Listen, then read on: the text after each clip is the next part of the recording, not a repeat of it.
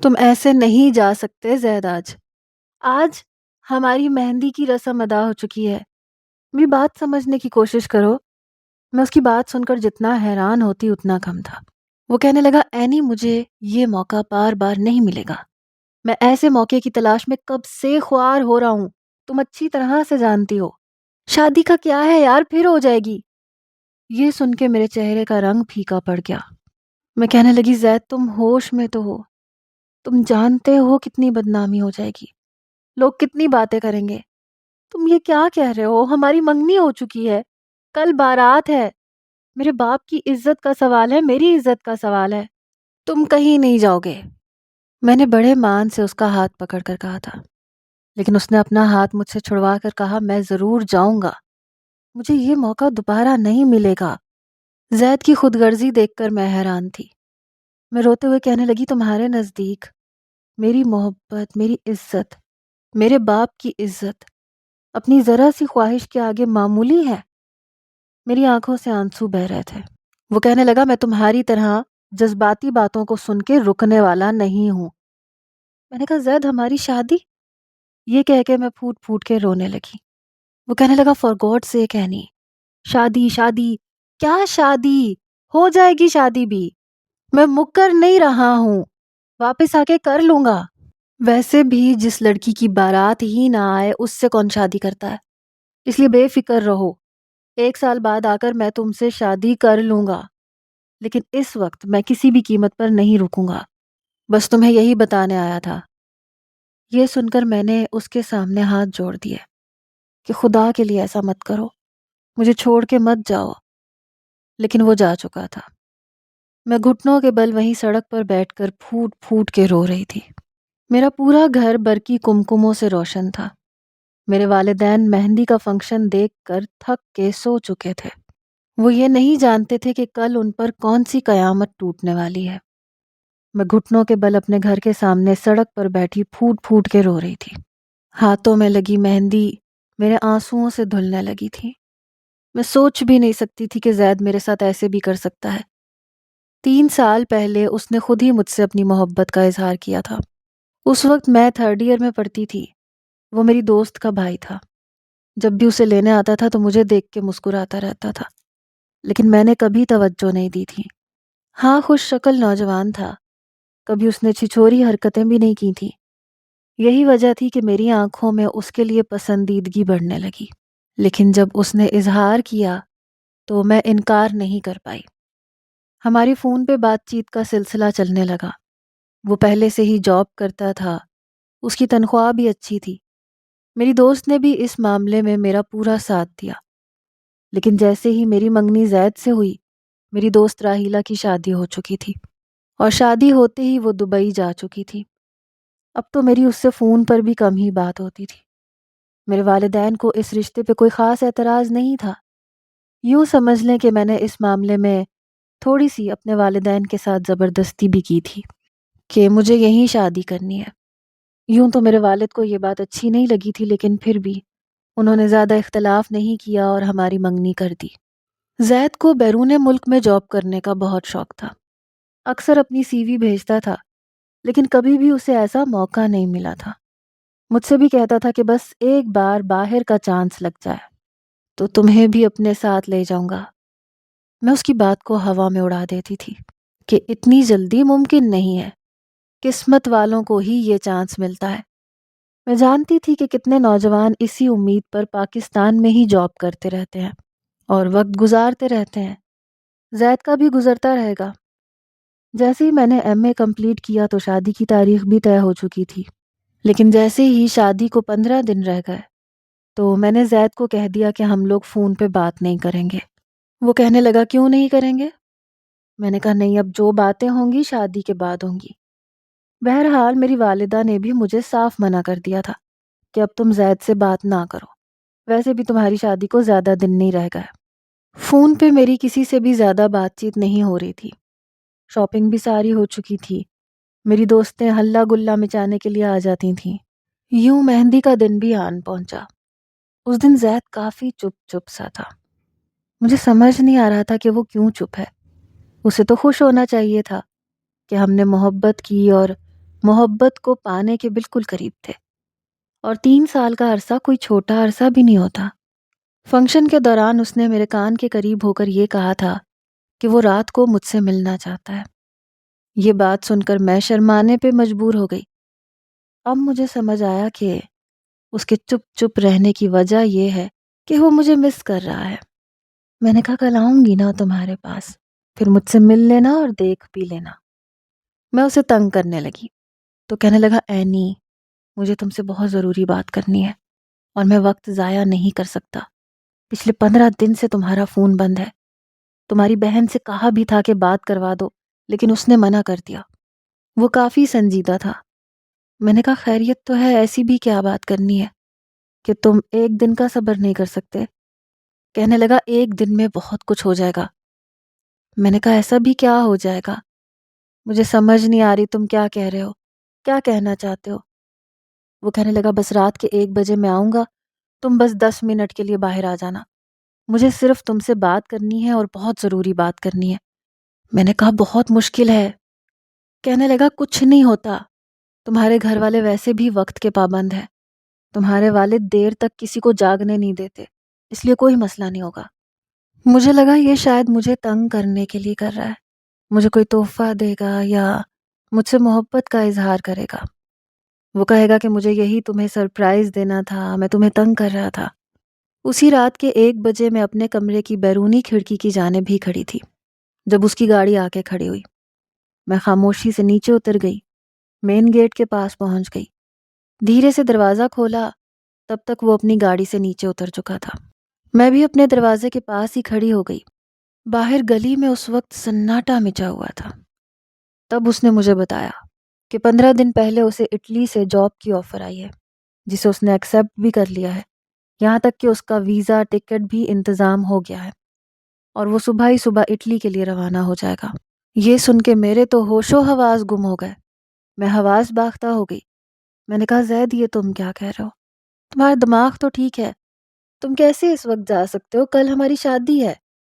کہنے لگا کچھ نہیں ہوتا، ہو جائے گی شادی، شادی کوئی بھاگی تھوڑی جا رہی ہے، بس تم میرا ساتھ دو۔ تم یہ کہہ دینا کہ میں تم سے پوچھ کے گیا ہوں، تمہاری رضامندی سے گیا ہوں، اور تم میرا انتظار بھی کر لو گی۔ 1 سال کا یہ چانس مجھے دوبارہ نہیں ملے گا۔ تمہیں اندازہ نہیں ہے میں کتنا خوش ہوں۔ دیکھو اب تم میری خوشی میں رکاوٹ مت بننا۔ میں نے کہا تمہیں ذرا بھی احساس نہیں ہے کہ میری عزت کا کیا ہوگا؟ وہ کہنے لگا کچھ نہیں ہوگا۔ بہرحال میں اسے لاکھ انکار کرتی رہی، لیکن وہ جا چکا تھا اور میری زندگی کو سوالیہ نشان بنا گیا تھا۔ میں روتے دھوتے اپنے گھر آ گئی۔ صبح اٹھ کر میں نے یہ خبر اپنے والد کو سنا دی۔ یہ سن کے ان کا پارا ہائی ہوا۔ وہ کہنے لگے تم نے مجھے رات کو ہی کیوں نہیں جگا دیا؟ وہ شادی کے دن کیسے جا سکتا ہے؟ میں اس کے گھر والوں کو اور اسے چھوڑوں گا نہیں۔ میری بیٹی کی عزت کا تماشا بنانے والا وہ کون ہوتا ہے؟ پھر مجھے بھی بہت برا بھلا کہا کہ اچھا خاصا تمہارا رشتہ میں اپنے دوست کے بیٹے سے طے کرنے لگا تھا، لیکن تمہیں اعتراض تھا۔ میں نے تمہاری خواہش کو مد نظر رکھا اور تم نے دیکھ لیا، تم نے کس کم نسل کو پسند کیا تھا جو تمہیں عین وقت پہ چھوڑ گیا، جس کی نظر میں تمہاری عزت کی کوئی اہمیت نہیں اور اپنی خواہش کی اہمیت ہے۔ وہ تمہیں آگے کیا عزت دے گا؟ بہرحال میں آنسو بہائے جا رہی تھی۔ میری تو جیسے دنیا اجڑ گئی تھی۔ 3 سال کی محبت کا مجھے جو صلہ ملا تھا، میں سوچ بھی نہیں سکتی تھی کہ میرے ساتھ یہ سب ہو جائے گا۔ میرے والد نے جب زید کے گھر والوں کو فون کیا تو وہ بہت شرمندہ ہو رہے تھے۔ کہنے لگے کہ اس نے تو ہماری بھی نہیں سنی، ہمیں بتایا بھی نہیں۔ صبح صبح کہہ کے چلا گیا کہ میری بات اینی سے ہو چکی ہے، اسے کوئی اعتراض نہیں ہے۔ ہم نے لاکھ منع کیا کہ مہمانوں کو کیا جواب دیں گے، لیکن اس کے سر پر تو اٹلی کا بھوت سوار تھا۔ میں تو یہ بھی سوچ رہی تھی کہ اینی نے کیسے اجازت دے دی۔ میرے والد کہنے لگے اینی نے اسے کوئی اجازت نہیں دی، کچھ نہیں کہا، آپ کا بیٹا جھوٹ بول رہا ہے، میری بیٹی کی اس نے زندگی برباد کر دی۔ اس کی والدہ اور والد ہمارے گھر آ کے ہاتھ جوڑ کے معافی تلافی کرنے لگے۔ وہ کہنے لگے کہ ہم بہت معذرت خواہ ہیں، ہمارے بیٹے نے تو ہمیں شرمندہ کر کے رکھ دیا، سوچ بھی نہیں سکتے تھے کہ زید ایسی حرکت بھی کر سکتا ہے۔ ہم نے تو اپنے بیٹے کی محبت کا احترام کیا تھا، اینی ہمیں بھی اچھی لگتی تھی اور ہمارے لیے بیٹیوں جیسی ہے۔ ہم خود بھی بیٹی والے ہیں۔ بیٹی کی عزت کیا ہوتی ہے ہم اچھے طریقے سے سمجھتے ہیں۔ میرے والد کہنے لگے کہ اگر آپ واقعی بیٹی کی عزت کو اچھے طریقے سے سمجھتے ہیں تو پھر آج میری بیٹی کے لیے سوچیں۔ جو مہمان آئیں گے تو میں کیا کہوں گا؟ میں کیا کروں گا؟ یہ سن کے وہ دونوں نظریں چرا گئے۔ کہنے لگے با خدا اگر ہمارا کوئی دوسرا بیٹا ہوتا تو ہم اینی کو اپنی بہو ضرور بنا لیتے، لیکن زید کے علاوہ ہمارا کوئی بیٹا نہیں ہے۔ ہاں میرا ایک بھانجا ہے جس کے والدین کا انتقال ہو چکا ہے، وہ ہمارے ساتھ ہی رہتا ہے۔ اگر آپ کہتے ہیں تو میں آج رات اس کے ساتھ آپ کی بیٹی کا نکاح کروا دیتا ہوں۔ میرے والد کہنے لگے کہ آپ کا بھانجا کیا کرتا ہے؟ وہ کہنے لگے کہ دیکھیں نہ تو زیادہ پڑھا لکھا ہے نہ کوئی جاب کرتا ہے، بلکہ ایک چھوٹی سی دکان ہے اس کے والد کی جس پہ وہ کام کرتا ہے۔ میرے والد کہنے لگے آپ نے مجھے کیسے دوراہے پہ لا کے کھڑا کر دیا، میں سمجھ نہیں پا رہا کہ کیا کروں اور کیا نہ کروں۔ بہرحال وہ کہنے لگے کہ آج رات ہم اسے راضی کر کے لے آئیں گے، لیکن آپ اچھے طریقے سے سوچ سمجھ کر دوپہر تک ہمیں بتا دیجیے گا۔ ان کے جانے کے بعد میرے والد میرے پاس آئے۔ میں ان کی ساری باتیں سن چکی تھی، کسی پتھر کی مورت کی طرح میں بیٹھی ہوئی تھی۔ میرے والد میرے پاس آئے، کہنے لگے اب تم بتاؤ کیا کرنا ہے۔ میں نے کہا جو آپ کو ٹھیک لگے کر دیں۔ وہ کہنے لگے اگر میرے دوست کے بیٹے کی شادی نہ ہوئی ہوتی تو میں جانتا ہوں وہ میرا مان رکھ لیتا، لیکن اس وقت میری عقل کام نہیں کر رہی کہ میں لوگوں کا سامنا کیسے کروں گا، کیا بتاؤں گا، کیا کہوں گا۔ میں نے کہا بابا میرا نکاح کر دیں۔ وہ کہنے لگے اچھی طرح سوچ لو۔ میں نے کہا ٹھیک کہہ رہی ہوں، مجھے اب زید کی شکل بھی نہیں دیکھنی، آپ میرا نکاح کر دیں۔ میرے والد نے فون کر کے کہہ دیا کہ رات کو آپ لوگ بارات لے کے آ جائیے گا۔ ایسا ہی ہوا۔ لوگوں کی چہمگوئیاں اس وقت شروع ہوئیں جب نکاح پر زید کے بجائے کسی اور کا نام لیا گیا۔ سب لوگ کہنے لگے کہ شادی کارڈ پہ تو لڑکے کا کوئی اور نام تھا، یہاں کوئی اور نام ہے۔ زید کے والد نے کہا کہ اصل میں یہی نام ہے، زید ہم اسے پیار سے کہتے ہیں۔ بہرحال میرے کسی بھی خاندان والے نے زید کو نہیں دیکھا تھا، زیادہ تر دوسرے شہر سے ہی مہمان آئے تھے، تو مٹھی میں ہی بات رہ گئی۔ اللہ نے عزت رکھ لی۔ بہرحال میں نے بھی دیکھنے کی زحمت نہیں کی تھی کہ وہ کون شخص ہے جس سے میرا نکاح ہوا ہے۔ میں رخصت ہو کر زید کے ہی گھر میں آئی تھی، لیکن اس کی بیوی بن کر نہیں۔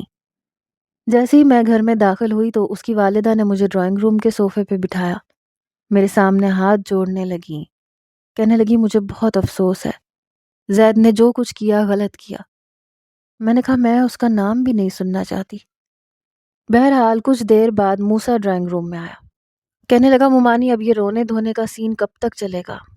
مجھے بتائیں کہ اب کیا کرنا ہے، لڑکی کو آپ اپنے پاس رکھیں گی یا میں اوپر کے پورشن میں لے جاؤں؟ بڑا عجیب سا لہجہ اور انداز تھا۔ وہ کہنے لگی میں اسے تمہارے کمرے تک چھوڑ دیتی ہوں، تم جاؤ۔ وہ کہنے لگا ٹھیک ہے، زیادہ وقت مت لگائیے گا۔ یہ سن کر میرا دل زور زور سے دھڑکنے لگا۔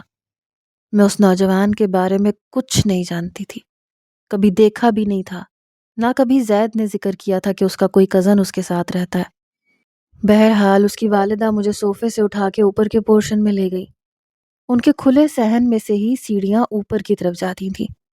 نیچے کا گھر اچھا بنا ہوا تھا، فرنشڈ بھی تھا، لیکن اوپر کی سیڑھیاں چڑھتے ہی نقشہ یہ تھا کہ پوری چھت تھی، بس ایک طرف 2 کمرے بنے ہوئے تھے اور ایک کچن تھا۔ کوئی چھت سیمنٹ کی بنی ہوئی تھی، کچن کی چھت سیمنٹ کی بنی ہوئی تھی اور اندر کے 2 کمرے بھی ایسے ہی تھے۔ جب زید کی والدہ نے مجھے کمرے میں بٹھایا تو میں کمرے کا جائزہ لینے لگی۔ کمرہ تو کشادہ تھا لیکن ایسے لگ رہا تھا کہ پرانے طرز کا بنا ہوا ہے۔ جب اوپر نگاہ پڑی تو ٹین کی چھتیں تھیں۔ یہ دیکھ کے مجھے بڑا عجیب لگا۔ آج تک ایسی کسی چھت کے نیچے میں نہیں بیٹھی تھی جہاں قسمت نے مجھے لا بٹھایا تھا۔ ایسے لگ رہا تھا کہ نیچے کے گھر والے اور اوپر کے گھر والوں میں زمین آسمان کا فرق ہے۔ فرش کمروں کا بھی سیمنٹ کا تھا۔ مجھے اپنی قسمت پہ رونا آ رہا تھا۔ جس پلنگ پہ مجھے بٹھایا گیا تھا وہ بھی پرانا تھا۔ کتنے خواب دکھائے تھے اس نے مجھے، اور جب انہیں پورا کرنے کا وقت آیا تو وہ اپنے خوابوں کے ساتھ اٹلی جا چکا تھا۔ میری آنکھوں سے آنسو بہنے لگے۔ مجھے پتہ ہی نہیں چلا کب موسیٰ میرے کمرے میں داخل ہو چکا تھا۔ دروازہ بند کیا اور اب میرے سامنے آ کر بیٹھ گیا۔ تب میں چونکی۔ وہ میرے بہتے آنسو دیکھنے لگا، پھر کہنے لگا دیکھو لڑکی، مجھے تم سے کوئی انسیت نہیں ہے، ٹھیک ہے؟ وہ تو ماموں نے میری منت سماجت کی تو میں نے تم سے نکاح کر لیا، ورنہ میں اپنی لائف میں کسی قسم کی لڑکی اور شادی اور اس طرح کی ذمہ داری لینے والا نہیں ہوں۔ میں آزاد پنچھیوں کی طرح سے زندگی گزارنے کا عادی ہوں، اس لیے تم مجھ سے کوئی امید مت رکھنا کہ میں تمہارے ساتھ کوئی رشتہ نبھاؤں گا۔ میں نے تو صبح ماموں سے بھی انکار کر دیا تھا کہ آپ میری زندگی کو جانتے ہیں، میں گھر پہ بڑی مشکل سے ٹکتا ہوں، بس تبھی آتا ہوں جب سونا ہوتا ہے، اور کئی سال میں نے ایسے ہی زندگی گزاری ہے، اس لیے میں پابندی والی کوئی بھی زندگی نہیں گزار سکتا۔ میں کسی کو وقت دوں، کسی کے ساتھ بیٹھوں، باتیں کروں، سچ پوچھو تو مجھے لڑکیوں میں دلچسپی ہے ہی نہیں۔ یہ کہتے ہوئے اس نے جیب میں سے ایک پیکٹ باہر نکالا۔ بڑا لاپرواہ سا نوجوان تھا۔ میرے سامنے اس نے پان کھولا، پھر میری طرف بڑھایا، کہنے لگا کھاؤ گی؟ میں نے نفی میں سر ہلا دیا۔ مجھے پان سے بھی نفرت تھی اور پان کھانے والوں سے بھی سخت چڑ تھی۔ میرے سامنے اس نے پورا پان اپنے منہ میں ڈالا اور چبانے لگا، پھر کہنے لگا دیکھو بھائی، سیدھی بات ہے، تم چاہو تو زید کا انتظار کر سکتی ہو، جب اس کا شوق پورا ہو جائے گا، وہ واپس آ جائے گا، تو میں تمہیں طلاق دے دوں گا، تم اس سے شادی کر لینا۔ اس نے نہ تو شادی کا لحاظ کیا اور نہ ہی پہلی رات کا۔ میں نے سخت لہجے میں کہا کہ مجھے زید سے شادی نہیں کرنی اور نہ ہی میں اس کے لیے یہاں آئی ہوں۔ زید کا چیپٹر میں نے کلوز کر دیا ہے، اس لیے برائے مہربانی میرے سامنے آپ زید کا نام مت لیجیے گا۔ میرے سخت لہجے اور اونچے لہجے پر وہ کچھ دیر مجھے دیکھتا رہا، پھر کہنے لگا ٹھیک ہے۔ اس نے اپنے کندھے اچکا کے کہا، پھر کہنے لگا تمہاری مرضی۔ ایک اور بات، میں بنداس زندگی جیتا ہوں، مجھ سے ایسی امید مت رکھنا کہ میں تمہارے لیے کچھ کر سکتا ہوں، ٹھیک ہے؟ یہ کہہ کے اس نے بیڈ سے تکیہ اٹھایا، لحاف اٹھایا، کہنے لگا میں دوسرے کمرے میں سونے جا رہا ہوں۔ کل تک تمہارے جہیز کا نیا فرنیچر جو تمہارے ابا نے دیا تھا وہ ممانی اوپر شفٹ کروا دیں گی، تو یہ بیڈ میرے کمرے میں آ جائے گا۔ تم اپنی زندگی جیو، میں اپنی زندگی جیوں گا، ٹھیک ہے؟ یہ کہہ کے وہ کمرے سے باہر جا چکا تھا۔ میں نے کمرے کا جائزہ لیا۔ کمرے میں پرانے طرز کی الماری تھی، شاید اس نوجوان کے والدین کا فرنیچر تھا۔ کمرہ کافی گندا تھا، جالے لٹک رہے تھے، دیواریں بھی گندی تھیں اور پنکھے کی حالت تو بے حد خراب تھی۔ لگتا تھا کئی مہینے سے گھر کی صفائی نہیں ہوئی۔ میں نے ایک گہری سانس لی تھی، انسان کا نصیب اسے کیا کیا دکھاتا ہے۔ میں نے کبھی یہ نہیں سوچا تھا کہ زندگی مجھے اپنا یہ رنگ بھی دکھا سکتی ہے۔ میں یہ تو نہیں کہتی کہ میں کسی امیر کبیر خاندان سے تعلق رکھتی تھی، ہم مڈل کلاس کے ہی تھے، لیکن کافیوں سے بہتر تھے۔ گھر میں کسی چیز کی کوئی کمی نہیں دیکھی تھی، لیکن چند سیڑھیوں کے فرق سے میری زندگی مکمل بدل چکی تھی۔ میں بیڈ سے اٹھی، کمرے میں موجود الماری کو کھول کے دیکھا تو سارے کے سارے مردانہ کپڑے میرے اوپر گرے۔ میں گھبرا کے پیچھے ہٹی۔ میں سوچ بھی نہیں سکتی تھی کہ الماری کھولنے پہ میرے ساتھ ایسے بھی ہو سکتا ہے۔ ایسا لگ رہا تھا جیسے زبردستی الماری میں کپڑے ڈھونسے گئے ہیں۔ سارے کے سارے مردانہ کپڑے ہی تھے۔ پھر مجھے یاد آیا کہ ظاہر سی بات ہے میرے کپڑے تو نیچے ہوں گے۔ میں نے انہی کپڑوں کے ڈھیر میں سے ایک ٹراؤزر اور شرٹ نکال لی، کیونکہ میرے حساب سے وہ کافی ڈھیلی ڈھالی سی تھی۔ باقی کے سارے کپڑے میں نے الماری میں بڑی مشکل سے ٹھونس ٹھانس کے رکھے۔ الماری کو بند کر کے لاک کر دیا، پھر ایک نظر دوبارہ کمرے میں ڈالی۔ پتہ نہیں یہ شخص کیا تھا، کوئی شخص اتنا گندا کیسے ہو سکتا ہے؟ گھر کم اور کباڑ خانہ زیادہ لگ رہا تھا۔ میں نے ٹراؤزر اور شرٹ پہنی۔ واش روم کا بھی یہی حشر تھا۔ واش روم کے دروازے پر کیل ٹھوکے ہوئے تھے جس میں تولیہ اور دھونے والے کپڑے پڑے ہوئے تھے۔ ایسی گندگی میں نے اپنی زندگی میں اپنے گھر میں کبھی نہیں دیکھی تھی، اور نہ ہی ایسی بے ترتیبی۔ مجھے اپنا دم گھٹتا ہوا محسوس ہو رہا تھا۔ ایک ایسا شخص جسے آج سے پہلے میں نے دیکھا نہیں تھا، آج سے پہلے کبھی سوچا نہیں تھا۔ 3 سال کی محبت کو خیر آباد کہنا مشکل تھا، لیکن کہہ دیا تھا۔ لیکن گھر اور وہ شخص، اس کو دیکھ کے میرا دل بہت عجیب ہو رہا تھا۔ بار بار رونا آ رہا تھا جسے میں ضبط کرنے کی کوشش کر رہی تھی. اپنی دونوں مٹھیاں بھینچے بیڈ پہ بیٹھ کے خود کو یہ سمجھانے کی کوشش کر رہی تھی کہ مجھے یہ سب کچھ برداشت کر لینا چاہیے. اسی میں میرے ماں باپ کی اور میری عزت ہے. بڑی مشکل سے میں نے خود کو کنٹرول کیا تھا. بہتے ہوئے آنسوؤں کو اپنے ہاتھ کی پشت سے بار بار صاف کر رہی تھی. خود کو یہ سمجھا رہی تھی کہ اینی تمہیں رونا نہیں ہے، تمہیں حالات کا مقابلہ کرنا ہے. یہی سوچتے سوچتے میں بیڈ پر لیٹ گئی. نیند بھی آ چکی تھی. صبح میری آنکھ تب کھلی جب سورج کی کرنیں میرے منہ پہ پڑیں، کیونکہ کھڑکی کے سامنے پردہ تک نہیں لگا ہوا تھا بلکہ ایک چادر سی باندھی ہوئی تھی جو اس وقت ہٹی ہوئی تھی. ویسے بھی نئی نئی جگہ تھی، نہ نیند سکون سے آئی اور نہ ہی کمرے کی گرمی برداشت ہو رہی تھی. اس لیے میں جلدی سے اٹھ گئی. کھڑکی کے پاس گئی تو چادر ایک ڈوری سے باندھی ہوئی تھی جس پہ چادر دوہری کر کے رکھ کے پردے کا کام چلا ہوا تھا.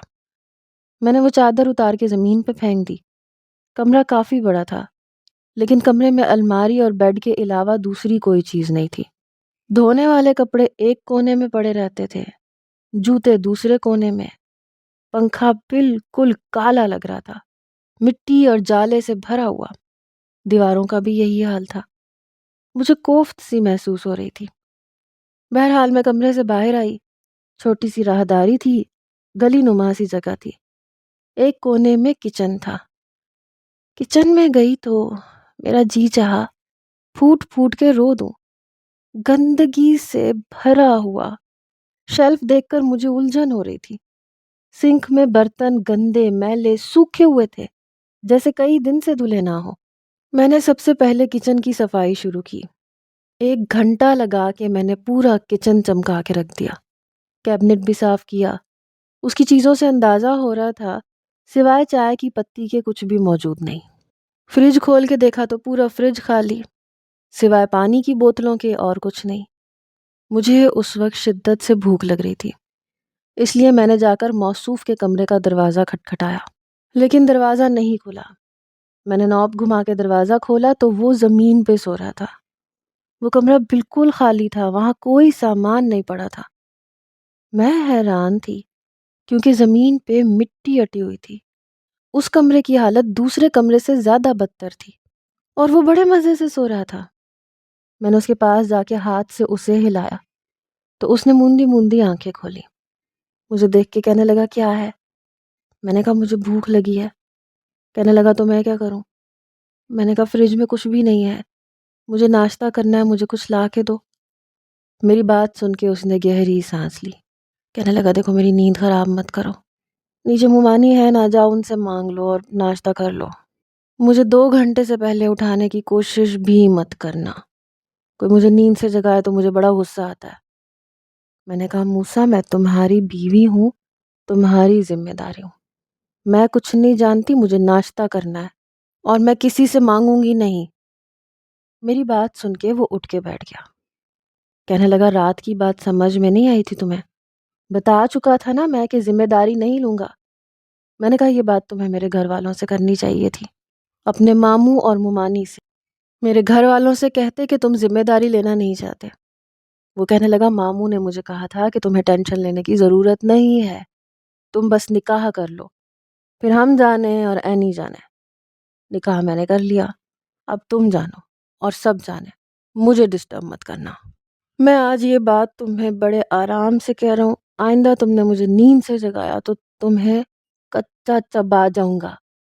اس نے اپنے دانت کچکچاتے ہوئے کہا، پھر آنکھیں بند کر کے لیٹ گیا. مجھے بھی بہت غصہ آ رہا تھا. میں نے اسے جھنجھوڑ کے اٹھا دیا. کہنے لگا عجیب لڑکی ہو، تمہیں کہہ رہا ہوں مجھے سونے دو، تم مجھے جھنجھوڑے جا رہی ہو، کیا تکلیف ہے تمہیں؟ میں نے کہا مجھے بھوک لگی ہے، میں کسی کے سامنے ہاتھ نہیں پھیلاؤں گی، خاص طور پہ زید کے گھر والوں کے سامنے کبھی بھی نہیں. تم نے شادی کی ہے، اپنی مرضی سے کی ہے، میرے گھر والوں نے تمہیں مجبور نہیں کیا تھا اور نہ میں نے تمہاری منت سماجت کی تھی. اٹھو جا کے مجھے ناشتہ لا کے دو. وہ اٹھ کے بیٹھ گیا، مجھے قہر بھری نظروں سے دیکھ رہا تھا. وہ بنیان اور پینٹ میں سو رہا تھا. کہنے لگا اچھا، شرٹ پکڑاؤ مجھے. دروازے کی پچھلی طرف اس نے کیل ٹھوکے ہوئے تھے جہاں اپنی شرٹ لٹکائی ہوئی تھی. اس نے اسی طرف اشارہ کیا. میں نے اس کی شرٹ لا کے اسے پکڑا دی. پھر اس نے شرٹ پہن لی. کہنے لگا ایک دفعہ منگوا لو جو منگوانا ہے، میں بار بار نہیں جاؤں گا۔ میں نے کہا ٹھیک ہے۔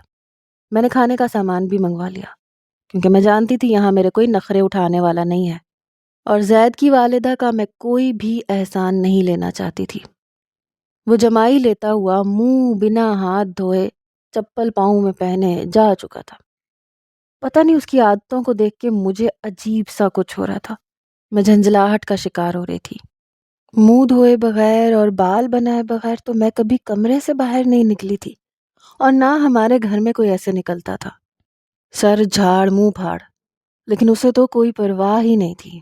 بہرحال جب وہ واپس آیا تو سارا سامان لے کے آیا تھا، لیکن جیسے ہی اس نے کچن کو صاف ستھرا دیکھا تو آنکھیں پھاڑے کچن کو دیکھنے لگا۔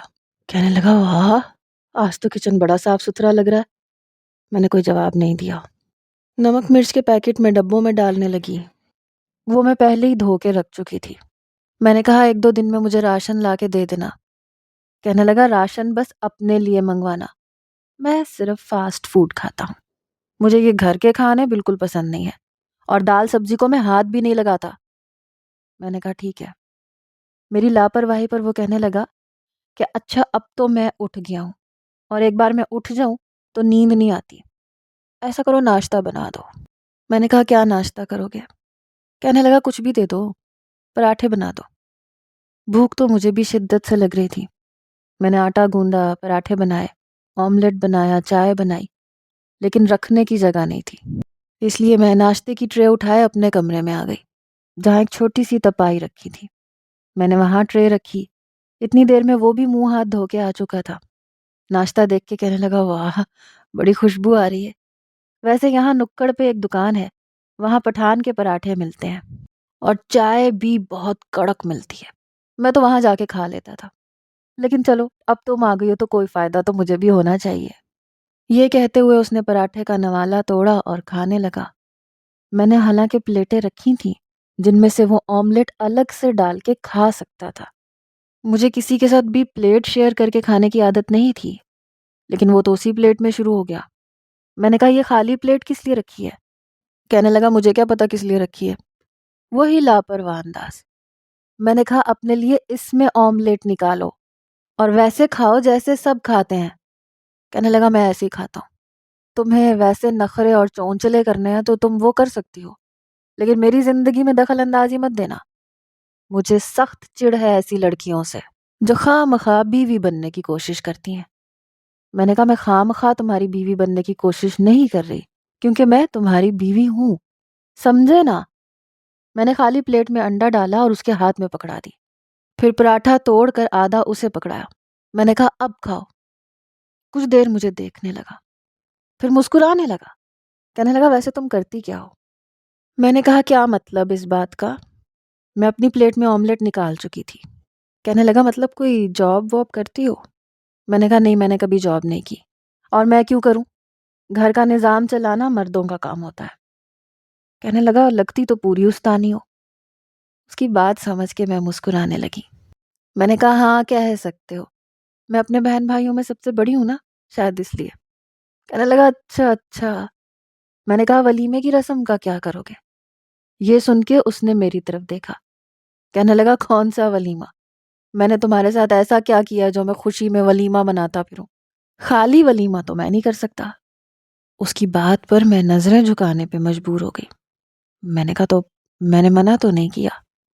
کہنے لگا لیکن میرا ایسا کوئی ارادہ نہیں ہے، میں تمہیں پہلے بھی سمجھا چکا ہوں کہ میں نے شادی شوق سے نہیں کی، بلکہ یہ رشتہ میرے گلے میں پڑا ہے، سمجھ آئی نا اس بات کی؟ اس کی بات سن کر میں نے اس وقت کوئی جواب نہیں دیا۔ ناشتہ کر کے اس نے انگڑائی لی۔ مجھے کہنے لگا تمہارا سونے کا ارادہ تو نہیں ہے؟ میں نے کہا نہیں۔ کہنے لگا گڈ، یہ کہہ کے وہ بیڈ پہ دراز ہو گیا۔ میں نے کہا تم ناشتہ کرنے کے بعد کیسے لیٹ سکتے ہو؟ کہنے لگا کیوں کیا ہوا؟ ناشتہ کرنے کے بعد لیٹنے سے کوئی کفر کا فتویٰ جاری ہو جاتا ہے؟ نہیں ہوتا نا، میں بھی سونا چاہتا ہوں، ویسے ناشتہ بہت اچھا تھا، بہت شکریہ۔ یہ کہہ کے اس نے تکیہ درست کیا اور لیٹ گیا۔ میں نے گہری سانس لی، اٹھ کے ٹرے اٹھائی، کچن میں لے گئی، برتن دھوئے، کھانا بنایا۔ اس کے کافی کپڑے دھونے والے پڑے تھے، میں نے وہ سارے اکٹھے کیے، مشین میں ڈال کے کپڑے دھونے لگی۔ چھت پر کپڑے رسی پر ڈال رہی تھی جب نیچے سے زید کی والدہ آئی. مجھے یوں دیکھ کے کہنے لگی معاف کرنا بیٹا، تمہارے کپڑے زید کے کمرے میں پڑے ہیں اور تمہارا سامان بھی. میں نے کہا ہاں جتنی جلدی ہو سکے آپ میرا سامان اوپر پہنچا دیجئے کیونکہ مجھے بہت مشکل ہو رہی ہے. وہ کہنے لگی ٹھیک ہے، کافی شرمندہ شرمندہ سی تھی. کہنے لگی تمہارے لیے ناشتہ بنوایا ہے، تم نیچے آ جاؤ. موسیٰ تو ویسے بھی لاپرواہ ہے، کھانا پینا ہوتا ہے تو کبھی ہمارے گھر سے کھا لیتا ہے یا کبھی بازار سے.